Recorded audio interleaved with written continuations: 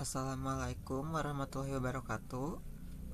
Perkenalkan semuanya, nama saya Wildan Dwi Putra dari kelas MN24B dengan NIM 2024008013. Nah, di sini saya akan menjelaskan rangkuman materi dari manajemen strategik, yaitu rangkuman dari sesi 1 sampai sesi 14. Nah, diantaranya itu yang pertama itu pengantar yaitu sesi pertama yaitu pengantar manajemen. Nah, pada sesi pertama, manajemen strategik adalah proses pengambilan keputusan dan tindakan yang bersifat menyeluruh untuk mencapai tujuan organisasi melalui perumusan dan implementasi strategi. Nah, proses ini tuh nggak cuma berhenti pada perencanaan semata terus selesai gitu, melainkan mencakup eksekusi yang disiplin dan evaluasi yang berkelanjutan. Nah, dalam lanskap bisnis yang serba berubah, manajemen strategik ini menjadi fondasi yang memastikan organisasi tetap relevan, adaptif, dan mampu menciptakan keunggulan kompetitif yang berkelanjutan. Lalu di slide selanjutnya, yaitu tugas manajemen strategi. Nah, dalam perumusan misi hingga evaluasi keberhasilan, tugas utama manajemen strategi itu membentuk siklus lengkap yang memandu setiap tahap perjalanan organisasi menuju tujuan jangka panjang. Nah, tugas utama manajemen strategi itu ada 9, yaitu yang pertama itu merumuskan misi. Nah, misi menjelaskan alasan mengapa perusahaan itu ada dan apa tujuan utamanya. Lalu yang kedua itu mengembangkan profil. Pada tahap ini perusahaan harus memahami kondisi internalnya seperti sumber daya yang dimiliki, kemampuan karyawan, teknologi, dan keuangan. Lalu yang ketiga itu yaitu menilai lingkungan eksternal. Nah, di sini perusahaan harus memahami peluang dan ancaman yang datang dari luar. Contohnya itu perubahan teknologi, kondisi ekonomi, dan munculnya pesaing baru. Selanjutnya yaitu tugas keempat itu menganalisis pilihan strategi. Nah, di sini perusahaan harus mengevaluasi alternatif strategi berdasarkan data dan analisis yang komprehensif. Lalu yang tugas kelima yaitu memilih strategi terbaik. Di sini perusahaan juga harus menentukan strategi yang paling sesuai dengan visi, misi, dan kapabilitas perusahaan tersebut. Lalu yang keenam itu menentukan sasaran jangka panjang. Di sini perusahaan harus menetapkan target yang konkret yang terukur sebagai pedoman arah organisasi. Lalu yang ketujuh itu ada menyusun sasaran tahunan. Nah, tujuannya itu menerjemahkan tujuan jangka panjang menjadi target operasional tahunan. Di sini perusahaan tuh harus membuat tujuan jangka panjang terlebih dahulu yang nantinya itu jadi target operasional tahunan perusahaan mereka. Lalu yaitu yang tugas ke-8 yaitu mengimplementasikan strategis. Nah, di sini perusahaan harus menjalankan strategis melalui alokasi sumber daya dan kebijakan yang mendukung. Lalu yang terakhir yaitu tugas ke-9 yaitu mengevaluasi keberhasilan. Nah, di sini perusahaan harus bisa menilai efektivitas implementasi dan melakukan perbaikan secara berkala. Menurut saya, 9 tahapan ini menunjukkan bahwa strategis merupakan sebuah siklus yang terus berjalan. Setelah dievaluasi, perusahaan akan kembali melakukan perbaikan dan juga menyusun strategi berikutnya. Nah, pada sesi ini juga dijelaskan manfaat dan risiko manajemen strategi. Nah, setiap pendekatan strategi itu membawa konsekuensi ganda. Di satu sisi, manajemen strategi memberikan kerangka kerja yang terstruktur untuk pengambilan keputusan. Di sisi lainnya juga, ia menuntut komitmen sumber daya dan ketahanan organisasi terhadap kemungkinan kegagalan. Nah, Di sini juga ada manfaat dan risikonya. Salah satu manfaatnya itu yaitu membantu perusahaan mencegah masalah sebelum masalah tersebut menjadi besar. Selain itu, keputusan yang diambil menjadi lebih berkualitas karena didasarkan pada analisis bisnis yang matang. Manfaat lainnya itu meningkatkan kualitas keputusan yang berbasis data dan analisis, meningkatkan motivasi karyawan melalui arah yang jelas, memperjelas pembagian tugas dan tanggung jawab, dan mengurangi penolakan terhadap perubahan dengan komunikasi yang terstruktur.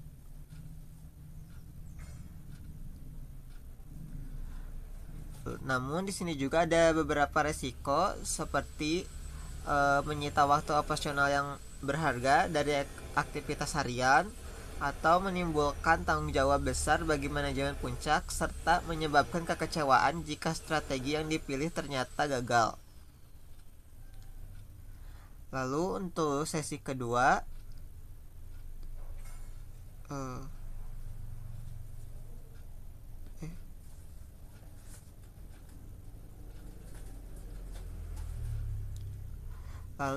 sesi kedua yaitu perspektif umum manajemen strategi. Pada sesi kedua ini dijelaskan bahwa manajemen strategi menjadi kebutuhan penting bagi perusahaan untuk bertahan dan unggul dalam persaingan. Nah, dalam materi ini juga dibahas tokoh Alfred Chandler mendefinisikan strategi sebagai penetapan tujuan jangka panjang dan alokasi sumber daya untuk mencapainya. Sementara itu, Boston Consulting Group atau BCG itu memperkaya hasanah strategi dengan konsep experience curve dan growth share matrix yang menjadi alat ikonik dalam analisis portofolio bisnis. Nah, menurut Alfred Chandler, definisi ini juga mengajarkan bahwa perusahaan tidak hanya perlu memiliki tujuan, tetapi juga harus mampu mengelola sumber daya yang dimiliki agar tujuan tersebut tercapai. Nah, di materi ini juga menjelaskan 3 tingkatan strategis, yaitu pertama tingkat korporat, yang kedua tingkat unit bisnis, lalu yang terakhir itu tingkat fungsional. Nah, yang pertama itu tingkat strategis ini menentukan tingkat strategis korporat ini yang menentukan arah perusahaan secara keseluruhan. Nah, ini juga termasuk strategi tingkat tertinggi yang menentukan arah keseluruhan perusahaan dan portofolio bisnisnya. Yang kedua itu tingkat unit bisnis. Ini tuh yang berfokus pada persaingan di pasar tertentu. Nah, strategis kompetitifnya itu untuk masing-masing unit dalam menghadapi persaingan pasar tertentu. Lalu yang ketiga itu ada strategi fungsional, yaitu strategi operasional pada level departemen seperti pemasaran, keuangan, dan operasi. Keuangan, operasional, dan operasi serta produksi dan juga sumber daya manusia. Menurut Thomson, tugas utama manajemen strategik meliputi pengembangan visi dan misi, penetapan tujuan, penciptaan strategi, implementasi strategi, dan evaluasi strategi. Nah, untuk sesi ketiga yaitu kerangka kerja dan perumusan misi. Pada sesi ini dibahas mengenai pentingnya misi dalam organisasi. Nah, misi merupakan alasan keberadaan perusahaan yang menjelaskan fungsi perusahaan dalam masyarakat dan bisnisnya. Perumusan misi yang tepat dapat menjadi fondasi seluruh kerangka manajemen strategi. Karena tanpa misi yang jelas, seluruh elemen strategis kehilangan arah dan koherensi. Nah, dapat dijelaskan juga bahwa misi yang baik harus realistis. Artinya, misi harus sesuai dengan kemampuan organisasi. Selain itu, misi juga nggak boleh terlalu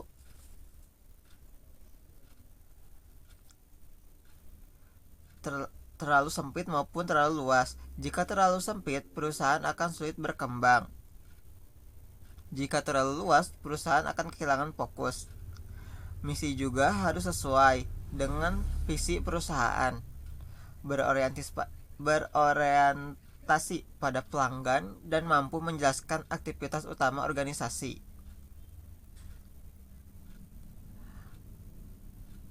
Nah,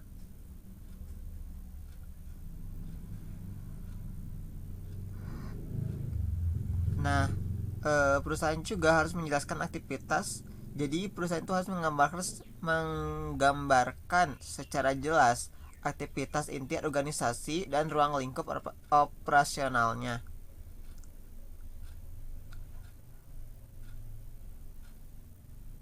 Pada sesi ini juga dibahas analisis SWOT dan keterbatasannya.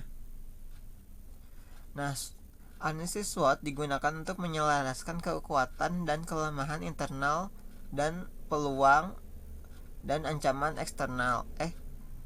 Dan kelemahan internal dengan peluang dan ancaman eksternal. Alat ini memberikan gambaran cepat mengenai posisi strategis perusahaan, namun memiliki keterbatasan yang perlu diwaspadai. SWOT itu terdiri dari strength, weakness, opportunities, dan threat. Melalui SWOT, perusahaan dapat mengetahui kekuatan dan kelemahan yang dimiliki sekaligus memahami peluang dan ancaman yang ada di lingkungan internal. Nah, di PPT saya juga dijelaskan keterbatasan SWOT, yaitu SWOT memiliki keterbatasan, yaitu SWOT sering terlalu fokus pada kekuatan internal sehingga mengabaikan dinamika pasar, yaitu bersifat statis dan terkadang hanya melihat sebagian kecil dari keseluruhan strategi. Nah, SWOT juga kan itu bersifat statis. Hasilnya, snapshotnya tidak mencerminkan perubahan lingkungan dan kadang hanya menekankan satu elemen strategis dan mengorbankan gambaran utuh. Lalu, SWOT adalah titik awal, bukan titik akhir. Gunakan bersamaan alat analisis lain untuk hasil komprehensif. Lalu, untuk sesi keempat, itu ada peran budaya dalam manajemen strategi. Pada sesi ini dijelaskan bahwa budaya organisasi merupakan nilai, kebiasaan, dan perilaku yang menjadi identitas organisasi serta mendukung implementasi strategi. Budaya bukan sekedar hanya pelengkap, melainkan enabler yang menentukan apakah strategi dapat dijalankan dengan efektif atau justru terhambat oleh resisten internal. Nah, budaya organisasi itu sangat penting karena menjadi faktor yang menentukan keberhasilan atau tidaknya implementasi strategi. Dalam slide ini disebutkan beberapa unsur budaya organisasi seperti kepemimpinan, inovasi, toleransi terhadap resiko, integrasi antar bagian, sistem penghargaan, dan komunikasi. Nah, inovasi itu adalah budaya yang mendorong kreativitas dan eksperimentasi menjadi motor penggerak strategi yang adaptif. Lalu ada kepemimpinan. Di sini pemimpin yang meneladani nilai-nilai strategi, menanamkan budaya di seluruh lapisan organisasi. Lalu ada sistem penghargaan. Ini itu insentif yang selaras dengan tujuan strategis, motivasi perilaku yang mendukung implementasi. Lalu di sini juga ada toleransi resiko, yaitu kemampuan organisasi menerima kegagalan terkendali sebagai bagian dari proses pembelajaran strategis. Lalu di sini juga ada integrasi, yaitu kohesi antara departemen memastikan strategi dijalankan secara konsisten dan terkoordinasi.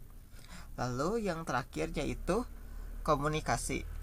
Aliran informasi yaitu komunikasi. Nah, komunikasi ini itu aliran informasi yang transparan, membangun pemahaman dalam komitmen terhadap strategi.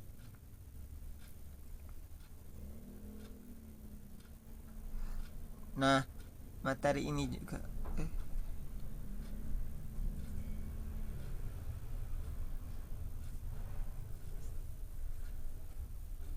materi ini juga menjelaskan jenis budaya dan hambatan perusahaan. Perubahan budaya diperlukan ketika budaya lama tidak lagi mampu menghadapi dinamika lingkungan bisnis. Namun perubahan ini sering terhambat oleh berbagai faktor yang memerlukan perhatian khusus dari manajemen puncak. Nah, materi ini juga menjelaskan ada 3 jenis budaya organisasi. Yang pertama itu adalah strong culture atau budaya yang kuat. Nah, di sini di dalam strong culture terdapat nilai-nilai core sangat dianut bersama, menciptakan kohesi tinggi namun rentan terhadap resistensi perubahan. Lalu yang kedua itu ada adaptive culture atau budaya yang adaptif terhadap perubahan. Nah, budaya ini yang fleksibel dan responsif terhadap perubahan lingkungan, mendukung inovasi berkelanjutan. Lalu yang ketiga itu ada budaya low performance culture yang cenderung menghambat kinerja organisasi, karena budaya ini pasif dengan motivasi rendah, menghambat eksekusi strategis dan menurunkan kinerja organisasi. Selain itu, terdapat beberapa hambatan perusahaan seperti terlalu cepat merasa puas, adanya fragmentasi bisnis, respons yang setengah hati, dan kurangnya kepedulian terhadap budaya organisasi. Lalu slide selanjutnya yaitu sesi 5 dan 6, yaitu riset dan MSDM strategi. Pada sesi ini kita itu dijelaskan bahwa riset berfungsi menyediakan informasi yang akurat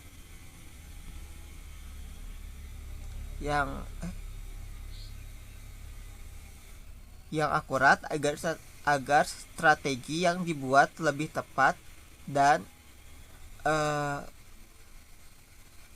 risiko dapat diminimalkan. Tahapan riset dimulai dari identifikasi masalah, pengumpulan data, analisis data, dan rekomendasi hingga implementasi hasil penelitian. Di era sekarang, informasi menjadi aset yang sangat penting. Semakin baik data yang dimiliki perusahaan, semakin baik pula keputusan yang dapat diambil.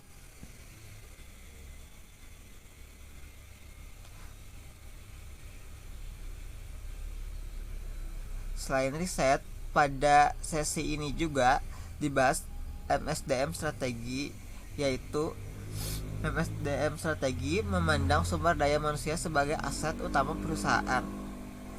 Keunggulan kompetitif dapat diperoleh ketika perusahaan memiliki sesuatu yang tidak memiliki pesaing, mampu melakukan pekerjaan lebih baik, menghasilkan biaya yang lebih rendah, atau memiliki produk yang lebih unggul.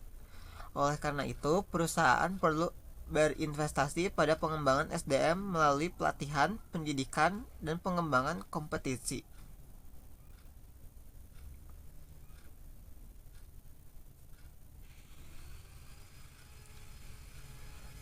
Lalu ada kesimpulan untuk sesi 1 sampai sesi 6, yaitu integrasi menuju keunggulan kompetitif.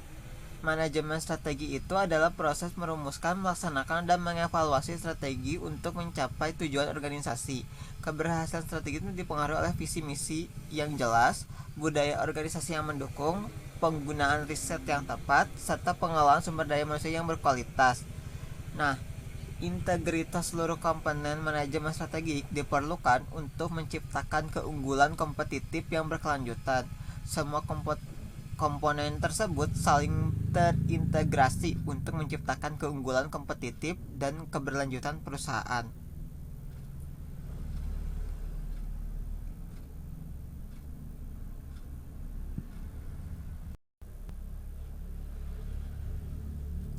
Nah, untuk slide selanjutnya yaitu sesi ketujuh, yaitu manajemen pemasaran dan manajemen strategi. Dari penciptaan nilai pelanggan hingga eksekusi strategi dan transformasi organisasi, sebuah perjalanan komprehensif menuju keunggulan kompetitif yang berkelanjutan. Pada sesi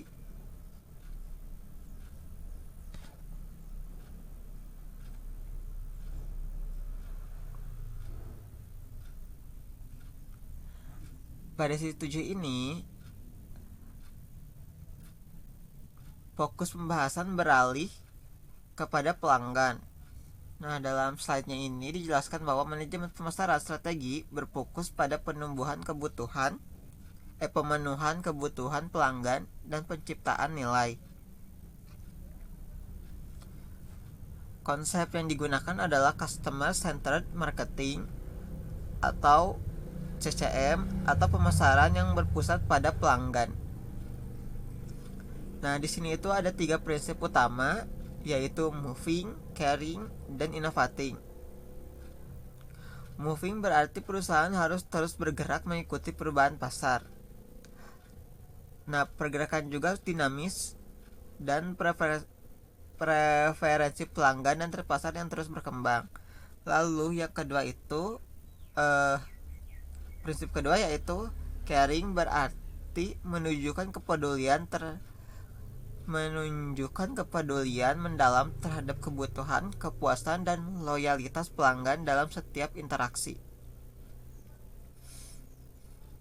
Lalu yang ketiga yaitu ada innovating, berarti perusahaan harus terus berinovasi agar mampu memberikan nilai yang lebih baik dibanding pesaing. Selain itu dibahas juga riset pemasaran, intelijensi pemasaran, segmentasi pasar, dan value marketing. Untuk selanjutnya, nah, proses riset pemasaran. Riset pemasaran memberikan landasan berbasis data untuk pengambilan keputusan. Nah, di sini juga kan tadi aku bilang ada 2 arah, yaitu intelijen pemasaran dan segmentasi pasar. Untuk slide selanjutnya yaitu sesi 10, yaitu menuju kinerja unggul. Pada sesi ini dijelaskan bahwa organisasi yang unggul harus memiliki 4 pilar utama. Pertama adalah visi yang jelas, yaitu arah jangka panjang yang menginspirasi seluruh anggota organisasi. Yang kedua adalah tujuan yang terukur. Di sini perusahaan atau organisasi harus memiliki target kuantitatif yang dapat dipantau dan dievaluasi secara objektif. Lalu yang ketiga adalah strategi yang tepat. Di sini organisasi harus memiliki rencana komprehensif untuk mencapai tujuan dengan alokasi sumber daya optimal. Yang terakhir yaitu adalah kepemimpinan yang kuat.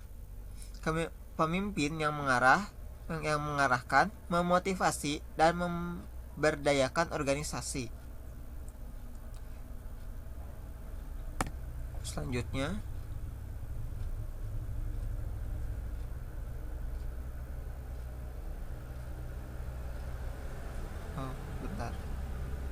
dalam materi ini juga dibahas KPI atau Key Performance Indicator yang digunakan untuk mengukur tingkat keberhasilan organisasi. Selain KPI, terdapat juga Balance Scorecard yang digunakan untuk mengukur kinerja dari berbagai perspektif,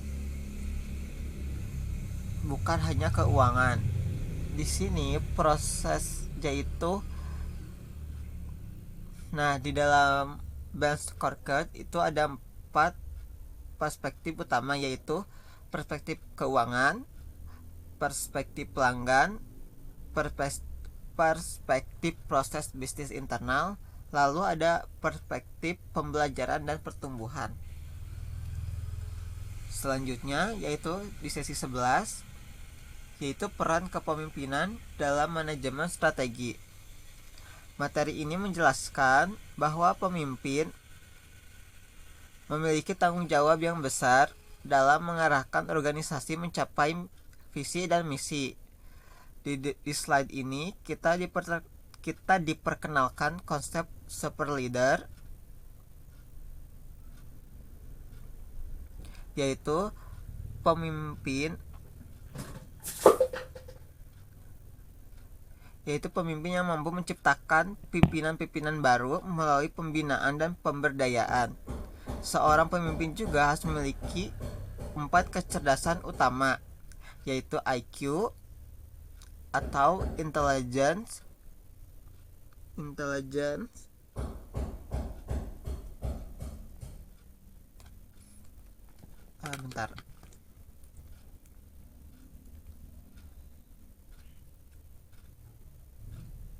yaitu IQ, yaitu intelligent quotient atau kemampuan analisis dan kognitif. Yang kedua itu EQ atau emotional quotient, yaitu kecerdasan emosional dan empati. Yang ketiga itu ada EQ atau AKI, adversity quotient atau ketangguhan menghadapi kesulitan.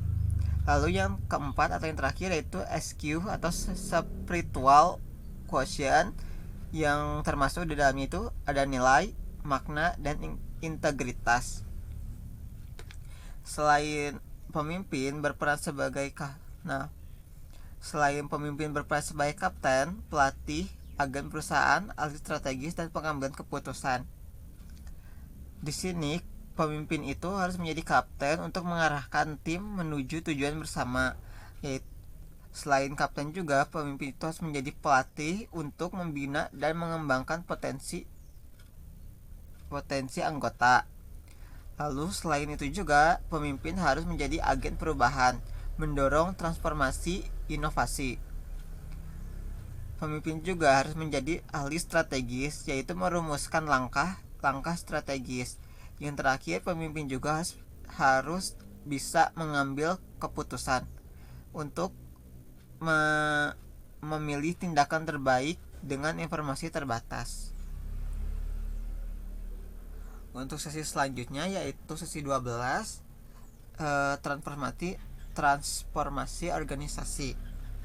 Nah, transformasi organisasi dilakukan agar perusahaan mampu beradaptasi dengan perubahan lingkungan eksternal yang dinamis dan kompleks.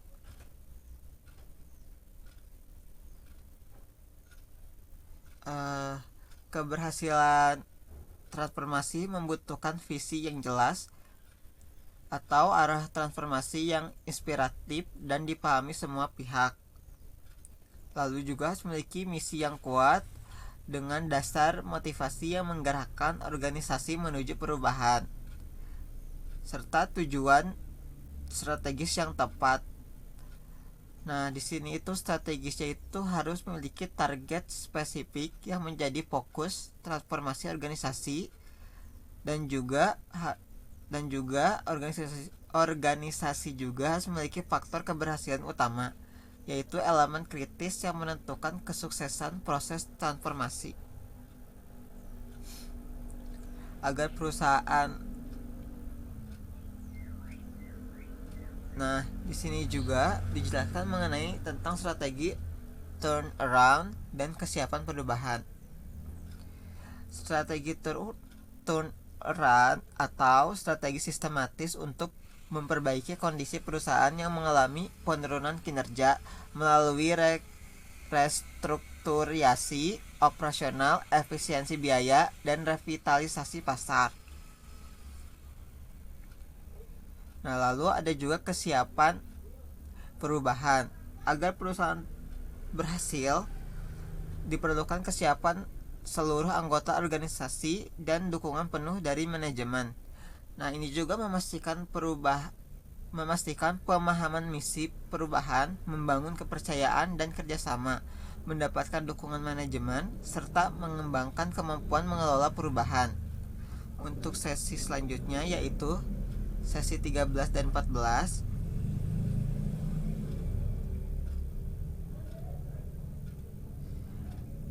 yaitu eksekusi strategi dan masa depan manajemen strategi. Nah, pada sesi ini dijelaskan bahwa banyak organisasi gagal bukan karena strategi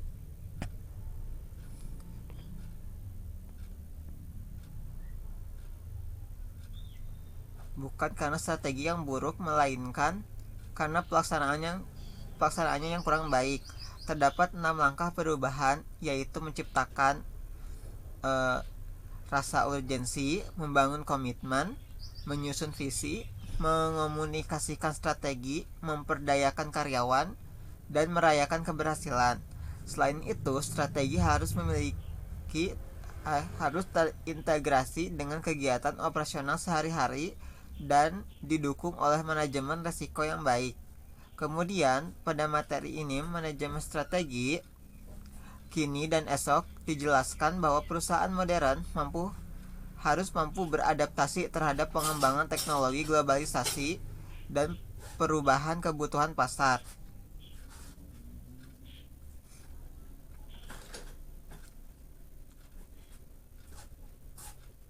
Nah, di sini juga ada paradigma baru. Perusahaan modern harus mampu beradaptasi terhadap perubahan teknologi, globalisasi, dan kebutuhan pasar. Fokus berpindah dari bisnis inti menuju kompetensi inti, yaitu desentralisasi organisasi mempercepat pengambilan keputusan, karyawan membutuhkan kompensasi layak, lingkungan kerja baik, dan teknologi pendukung. Lalu ada organisasi sehat, mengutamakan kesejahteraan, keselamatan kerja, dan penghargaan. Lalu ada kewirausahaan dan inovasi menciptakan peluang baru. Yang terakhir itu ada budaya pembelajaran, menjadikan setiap tantangan sebagai kesempatan berkembang.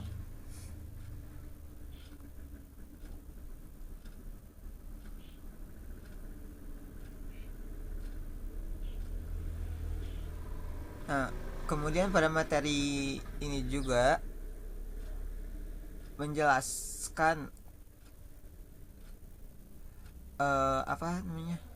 manajemen strategi kini dan esok. Dijelaskan bahwa perusahaan modern harus mampu beradaptasi terhadap pengembangan teknologi, globalisasi, dan perubahan kebutuhan pasar. Fokus perusahaan saat ini tidak lagi hanya pada bisnis inti, tetapi juga pada kompetensi inti yang dimiliki. Organisasi juga perlu menetapkan desentralisasi agar pengambilan keputusan menjadi lebih cepat. Selain itu, perusahaan harus memperhatikan kesejahteraan karyawan, mendorong inovasi, serta membangun budaya pembelajaran yang berkelanjutan. Nah, di sini juga ada kesimpulan, yaitu adaptif, inovatif, dan berkelanjutan. Manajemen strategi merupakan proses yang mencakup keperumusan, implementasi, dan evaluasi strategi untuk mencapai tujuan organisasi.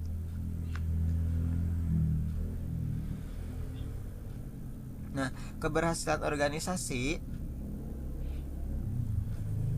ditentukan oleh visi dan misi yang jelas, budaya organisasi yang mendukung, penggunaan riset yang tepat, kualitas sumber daya manusia, pemasaran yang berorientasi pada pelanggan, kepemimpinan yang efektif, kemampuan bertransformasi, dan konsistensi dalam mengeksekusi strategi. Di masa depan, organisasi dituntut untuk menjadi lebih adaptif, inovatif, dan terus belajar agar mampu mempertahankan keunggulan kompetitifnya. Demikian presentasi yang dapat saya sampaikan. Terima kasih atas perhatiannya. Wassalamualaikum warahmatullahi wabarakatuh.